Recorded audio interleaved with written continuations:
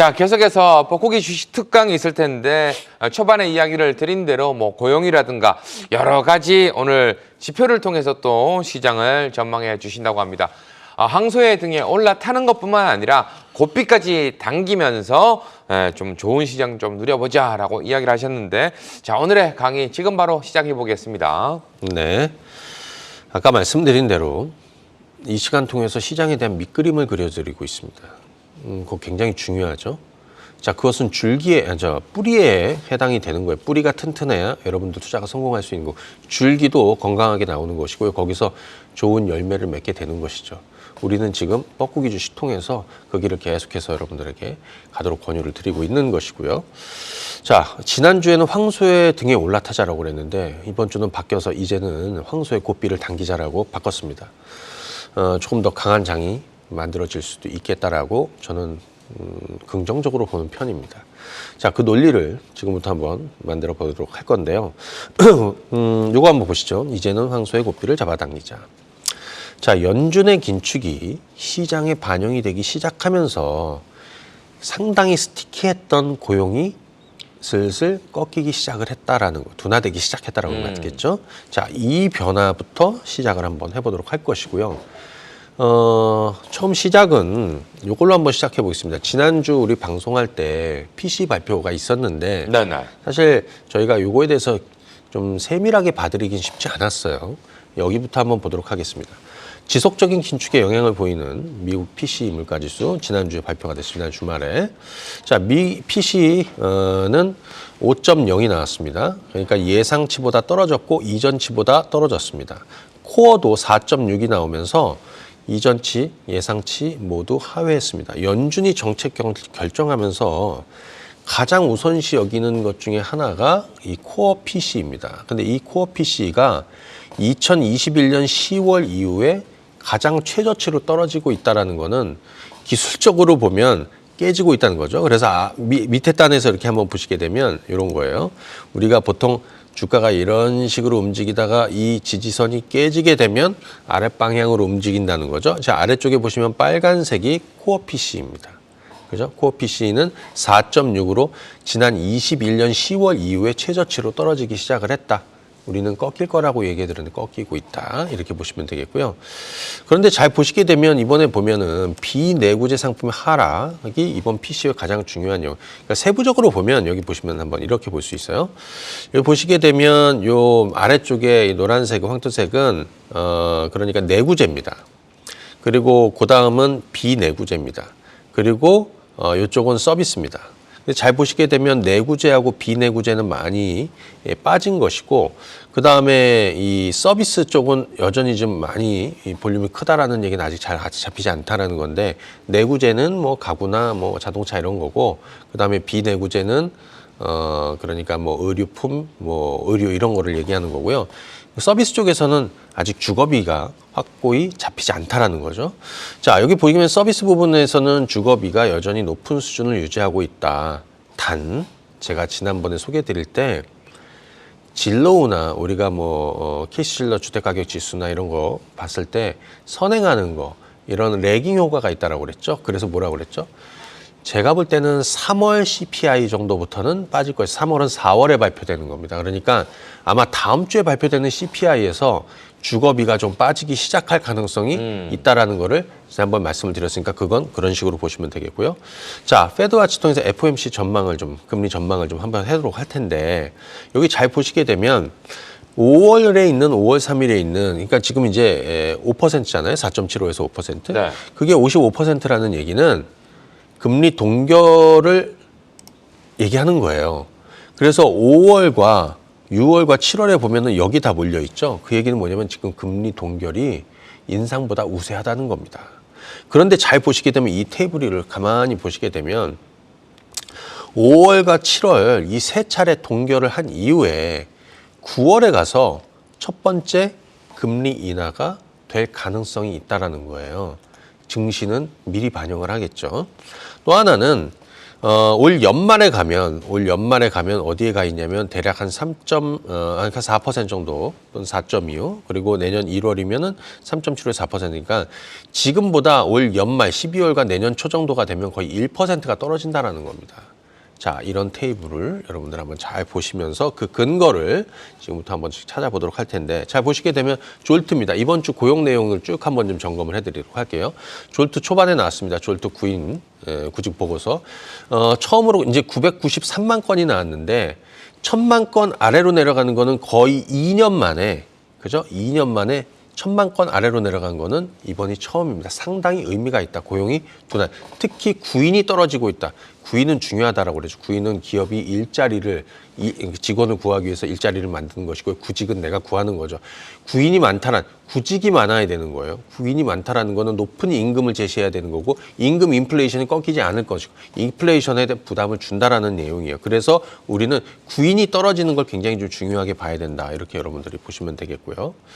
그 다음에 이 아래쪽에 이거는 뭐냐면 실업자 수 대비해서 구직자 건수예요. 그러니까 여기 1.67이라는 거는 뭐냐면 실업자 대비해서 구직자가 더 많다는 거예요. 이렇게도 볼 수 있습니다. 구인보다 구직자가 더 많다. 1.6배가. 그런데 앞서 보시게 되면 거의 2배 넘었었던 것인데 이것도 지금 이렇게 줄어들고 있다는 거는 구인이 스물스물 줄어들고 있는 것이고, 연준의 어떤 긴축 효과도 여기에 좀 나타나고 있는 거라고 볼 수 있다는 것이죠. 자, 그 다음에 잘 보시게 되면 지난 2개월 동안 일자리 수는 좀 감소하고 있는데, 특히 이번에 1000만 건 아래로 내려오면서 보니까 전월 대비해서, 그리고 이 졸트는 3월 게 아니라 2월입니다. 2월 게 4월에 나온 거예요. 자, 보시게 되면 최근에 파란색은 급격하게 빠지고 있다라는 겁니다. 그죠? 이쪽에 보면 2개월 연속해서, 이 아래쪽 바를 보시게 되면 2개월 연속해서 급격하게 빠지고 있다는 거를 보여주고 있는 것이고요. 그 다음에 ADP 민간 고용이 있었어요. 이거는 14만 5천 명, 예상치 20만 명을 또 하회를 했습니다. 뭐 긍정적이시면 지금은 이쪽이 줄어들어야 되는 거고, 고용시장이 둔화되는 게 지금은 굿뉴스가 되는 거니까요. 네. 자, 그러면 자, 다음 내용으로 한번 좀 넘어가도록 하겠습니다. 왜냐하면 조금 빨리 가야겠네요. 이번 주에 우리 주말 고용보고서 발표하기 전에 주간 신규 실업수당 청구 건수도 발표가 있었습니다. 그죠? 실제는 자, 보시게 되면 이번에는 22만 9천 건이었는데 전달에는 19만 8천 건이라고 그랬으니까 사실 이게 아니라요. 전달에는 이번에 수정치가 발표됐어요. 그러니까 지난주에 잘못 나왔다는 거예요. 주간이니까. 지난주에 19만 8천 건이라고 나왔는데 수정치는 24만 6천 건이었습니다. 그러니까 사실 지난주에는 더 실업수당 청구 건수가 더 많았다는 거죠. 시장 입장에서는 이게 호재였을 거예요. 하지만 수정치가 뒤늦게 발표된 거고, 어찌됐든 지금 이 분위기로 신규 실업수당 청구 건수는 주간 기준으로 확대되고 있다. 이렇게 보시면 되겠고요. 3월 비농업 고용 발표가 됐습니다. 여기 제가 이제 미리 준비하느라고 요거 예상치는 24만 건이었고 이번에 23만 6천 건이었습니다. 23만 6천 건.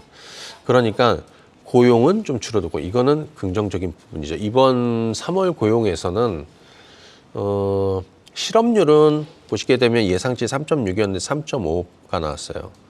그러니까 요거 빼면 지금 비농업 고용도 좀 줄어들고 있고, 그다음에 시간당 평균 임금도 연간으로는 4.2%, 그러니까 이것도 예상치를 하회했던 상황이기 때문에 시간당 평균 임금도 떨어지는 거는 시장에 상당한 호재가 됐던 것이죠. 지난달에도 그랬습니다. 그래서 지금 이번 3월 고용도 우리가 예상했던 대로 좀 빠지고 있는 이런 상황이다라고 보시면 되겠고, 우리는 지금 이제 뭘 얘기하냐면요. 연준이 이제 더 이상 금리를 가파르게 오르기 힘든 상황을, 당위성을 계속해서 설명을 드리고 있는 거예요. 이번에 아틀란타 에어는 가장 최근에 측정치 1분기 GDP 발표가 있었는데 1.5% 4월 5일에 나온 겁니다. 1.5%. 지금 여기 잘 보시게 되면 그만큼 이렇게 가파르게 하향을 하고 있다라는 겁니다. 경제 상황이 앞으로 이렇게 하향을 할 것이다라는 거예요.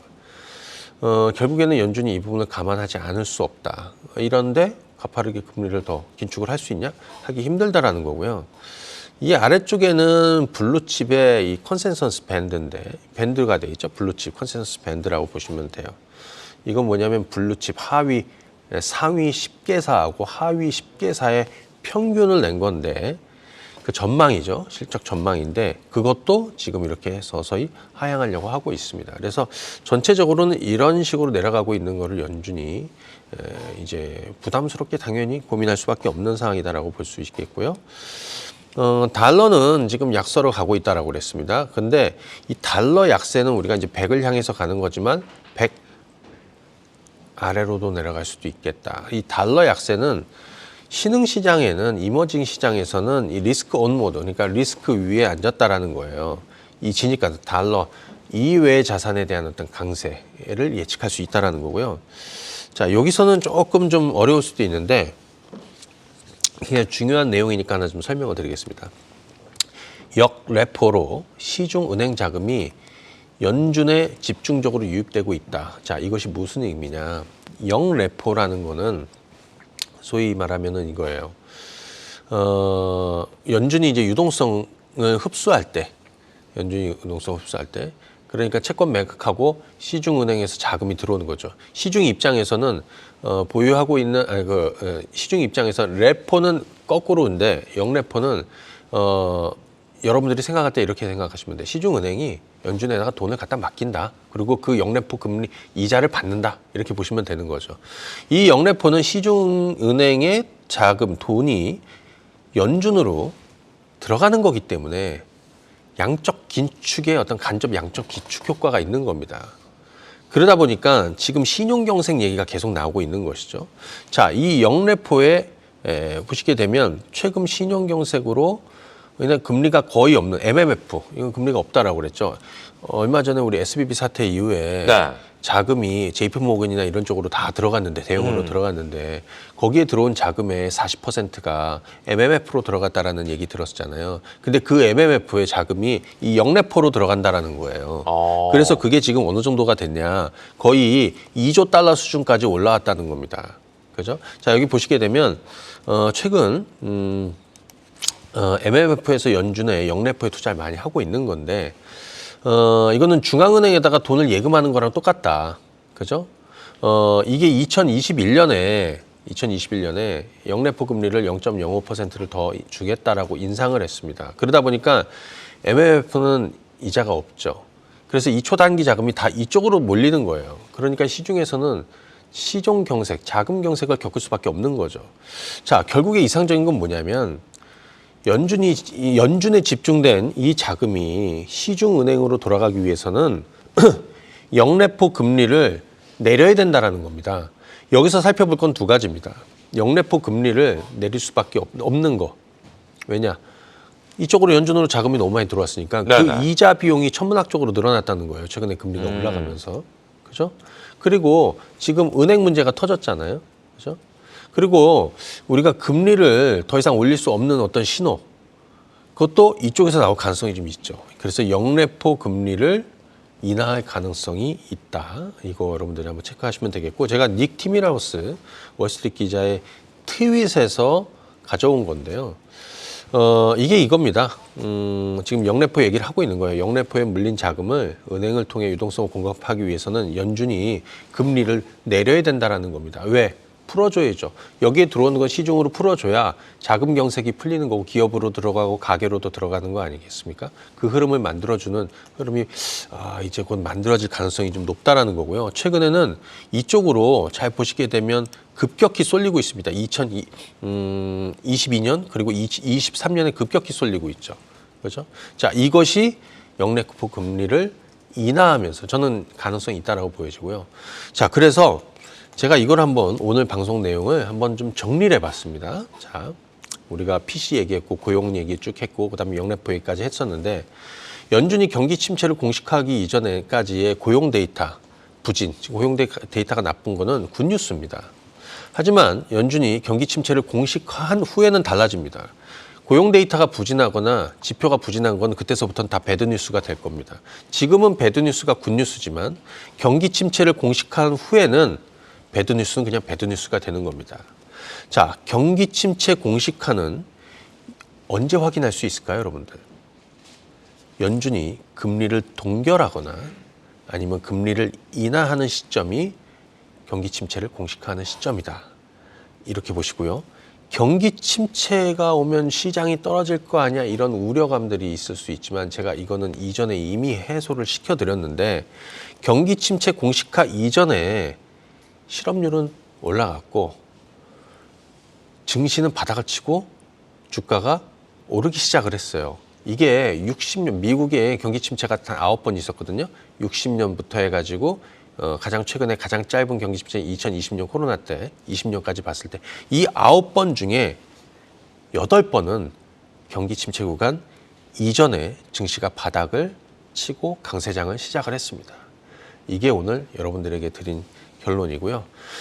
끝으로 지난주에는 황소의 등에 올라타자고 했는데 네. 이제는 황소의 고삐를 잡아당기자 이렇게 마무리하겠습니다. 네.